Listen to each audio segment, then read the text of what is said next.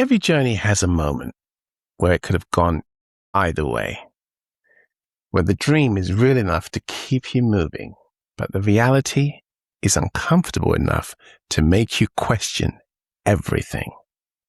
Well, for me, that moment was a night in Penn Station, 34th Street, New York City. One bag, one eye open, and absolutely nowhere to go. I'm Michael K., and this is how it really started.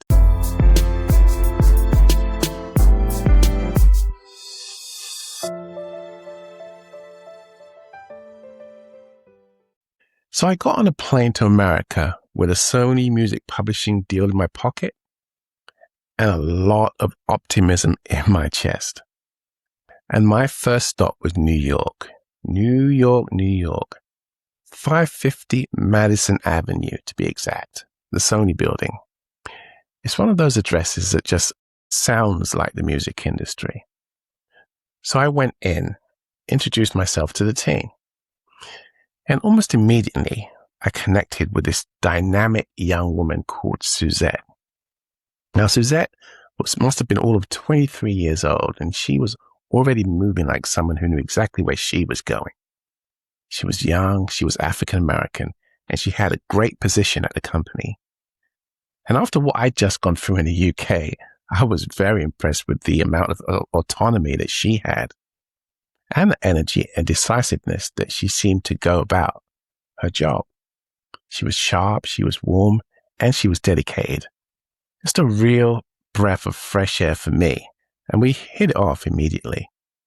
Now, this was the height of the hip-hop and R&B era, so there was a lot of optimism in the air. R&B was pop music, and hip-hop was breaking through in a way that nobody could fully predict yet, but it felt like everything and anything was possible. And I had a small crew of people that I knew, and some of them went on to do some pretty big things. Suzette Williams, she went on to A&R Lauryn Hill's breakthrough debut album, The Miseducation of Lauryn Hill, and now she works in management. But anyway, I managed to wrangle a tiny box room somewhere in the Sony building. I've often tried to remember exactly what floor it was on, but I can't remember. It was just enough for me to be in the building. But here's one thing about being in a building. Being in a building doesn't mean you have anywhere to sleep. New York is expensive. And I didn't really know anyone there well enough to stay with. I didn't have much money. So I was meant to stay outside the city in New York. And the night before heading out to New Jersey to stay with a friend, I called up and he wasn't home. So there was no one there. And he was supposed to put me up for a couple of weeks in Trenton. I just had nowhere to go. That night, I spent it in Penn Station, 34th Street, in the train station. One bag next to me with one eye open. I'm telling you, if you've ever spent a night in a train station when you had no other option, I'll tell you exactly what it feels like. It's not romantic. It's not cinematic. It's just very uncomfortable and a bit frightening. You just sit there thinking, is this really it? Is this really what it takes? And guess what? Sometimes it is. That's the part that no one tells you about when they talk about the dream. Anyway, I got out to Trenton, New Jersey, and I eventually hooked up with my friend. He was generous enough to give me and open up his home for a couple of weeks, and just until I found my feet. Well, a couple of weeks, of course, became a little bit longer than that. Anyway, through a London connection, I was introduced to a singer called Lincoln. Now, Link was the lead singer of a vocal harmony group called POV. Now, if anyone remembers, POV was a really big deal at one time. They had a song on the R&B charts called All Through the Night, and it was like a duet pairing with a girl group called Jade. Now, Jade had a record at the time called Don't Walk Away, which was burning up the charts internationally. It was serious, serious business. And POV really needed a follow-up record badly. So I would go over to Link's house to write songs, and the songs were coming out great. But here's where it gets interesting. One of the other members in the band, POV, was a guy called Hakeem Bell. And Hakeem's dad was Robert Bell, Robert Kool Bell, the bassist and founder of the group Kool and the Gang. You know the records: Celebration, Ladies' Night, Get Down on It, Jungle Boogie, some of the most joyful, enduring music that's ever been made. And word got back to Kool that there was this kid writing songs with his son's group, and I made that connection with Kool. Now, at the time, the Bell family, they were also known as the Bayans because the whole family, I think they changed their name at some point. Now, they were everywhere in the music industry. They were in A&R, they were label executives, they were in manager, and they were in publishing. They just occupied the whole ecosystem. And Kool's brother, Khalees, Ronald Bell, was a keyboardist in the band. And I remember at the time he had signed this young group called the Translator Crew, and he was producing their debut album. Anyway, the Translator Crew turned into the Fugees. Same band, same guys, Wyclef, Lauren, and Pras. That's the kind of time it was. Imagine that, one tiny world, everything interconnected. There was Kool and the Gang, the Fugees were being developed, and I was this kid from London in the middle of it, just off to the side, with one bag and a Sony music publishing deal. Anyway, the big project at that time was the Kool and the Gang reunion album, and J.T. Taylor, who was the lead singer on all their great pop records, was coming back to the group. So it was a really, really big deal. I remember just being so excited about having meetings with Kool and the group's manager, Buzz Willis, at the time, about the creative direction and the logistics of everything. And that was my world. It was just amazing. So I would spend all my time going back and forth from Trenton to New York on the train to meet with the guys in New York. And a lot of times on that train, I did a lot of thinking. And on one of those journeys, something really strange happened. I've never forgotten it. I was sitting on the carriage and another passenger got on. He was young. He was very young. And he was wearing dark wraparound glasses, right? The kind of glasses that you wear when you're trying not to be noticed. Anyway, as he got on the train, he nodded back at me. And I nodded to him, and we sat in silence. After that, we sat in silence for a whole 2-hour journey into the city. But the thing is, I knew who this guy was because I'd watched him on the TV the night before. He'd just been drafted into the NBA straight out of high school, and he was locally famous, but not nationally. Kobe Bryant, that was his name. I knew who he was, but he was just a kid trying to get from one place to another, anonymous in his dark glasses at the very beginning of his career.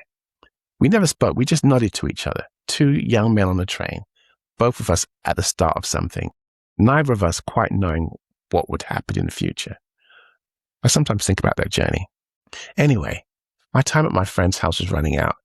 A couple of weeks had stretched out, and I couldn't stay there indefinitely. I really needed to find a place to stay, to make something big happen. Otherwise, I was going to have to get back on that plane to London. And then just when things were to seem like they were going to be all over, this piano tuner walked into the scene.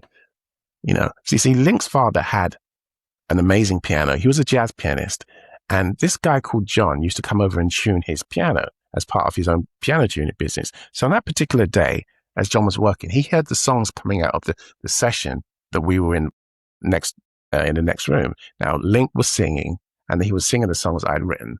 And he walked into the room, he knocked, and he came in and said, look, he introduced himself and said he had a home studio not too far away in Langhorne, Pennsylvania.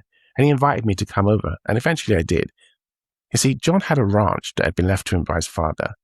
And in the basement of that ranch was something that was generally amazing. Now, he had his studio, but it wasn't just a simple home studio.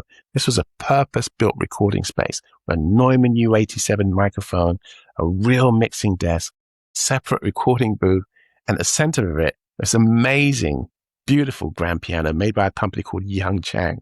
I remember I used to tease John about it because I'd never heard of them, but it was an amazing sounding piano. Anyway, we hit it off and we started writing together. And just like that, I had a base in America, a place to work and a place to stay, and a piano that just sounded like it could do the business. Now, things started to move after that, and I started getting known for my songwriting. And Kool soon introduced me to his cousin, Adele Diane. Now, Adele was a successful music manager who started out as a road manager, again, in the band Kool The Gang. And then he got on to manage this group called Color Me Bad. Now, they were a pop group whose debut album had just come out a few years before and had sold 6 million copies worldwide. So Adele started managing me as a songwriter. And he also had on his roster another singer called Tanya Blunt, who was in a Sister Act 2 movie. After that, she was in a movie with Lauryn Hill and Whoopi Goldberg. And then he had this girl group that he just signed called Choice. And these girls needed great songs that could get them in front of record labels and get them signed. And so Adele asked if he could send the girls over to John's studio to work with me for their first recording session. So now I've told you what happened next back in episode 1, but what I didn't tell you was how we got there, how a piano tuner and a ranch in Langhorne and a chain of connection stretching from London to Trenton to 550 Madison Avenue all led to that moment. And when the girls walked in the studio, when Alicia walked in, she looked around and said, "Hey, this is Jessica's dad's house." Because Jessica was John's daughter. She was 16 years old. They were both 16 and they were best friends. And that's how the circle closed. So I would fly back and forth to the UK on a 3-month visa rhythm. I'd use up my time and then fly back to London for a week, then get straight back to work in Trenton, New Jersey. And that's how we went on until the girls were eventually signed to LaFace Records, and they moved to Atlanta. And the rest, as they say, is history. But you already knew that part. What I want you to take from this episode isn't the famous names. It's that night in Penn Station that I've never forgotten. The 2 weeks that became months, and the piano tuner who heard something. You see, nobody discovered me in that train station. Nobody handed me a key to John's studio. Every single connection was built on faith, deliberately, persistently. One conversation, one session, and one uncomfortable night at a time.